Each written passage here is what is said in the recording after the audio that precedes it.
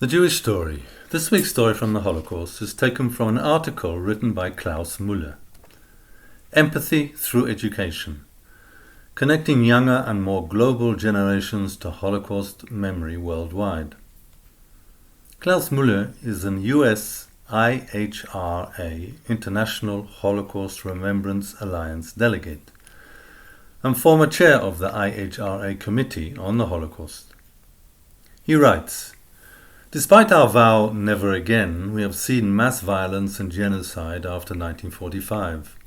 80 years after the Holocaust, how do we navigate that situation with students who have experienced discrimination, mass violence, or have family that has?" Mueller emphasizes the importance of looking back at the past in order to learn from it, to create a better present and future. The key, he says, is to listen, express interest, engage with people who have global experiences, make connections with what students bring to table. He warns us, be careful not to erase specific contexts behind different mass atrocities, for it can cloud our understanding and often leads to what he calls the competition of suffering.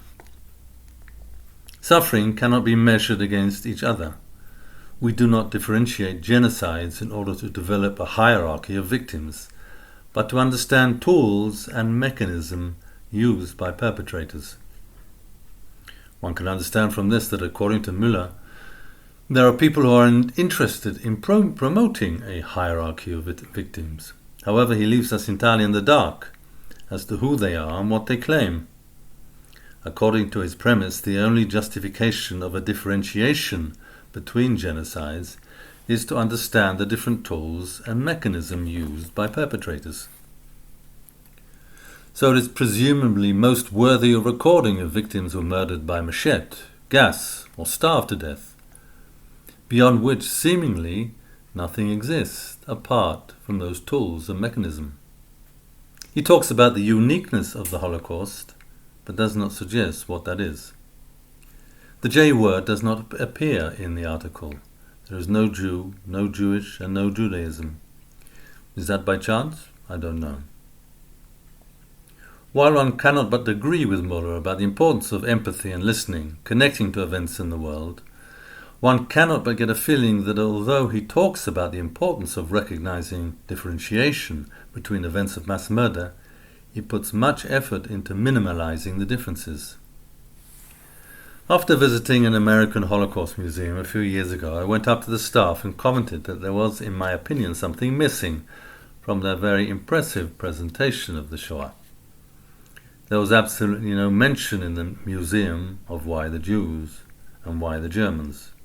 That which indeed differentiates the Shoah from the Ukraine famine in the 1930s, the Rwanda genocide, Cambodia and Pol Pot, and more.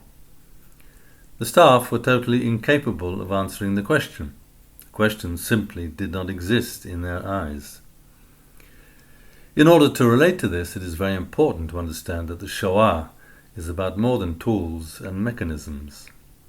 And all the empathy and listening in the world, important as they are, cannot substitute for understanding the differentiation between Jews and others, between the Holocaust and other examples of mass murder. Please pass on these words.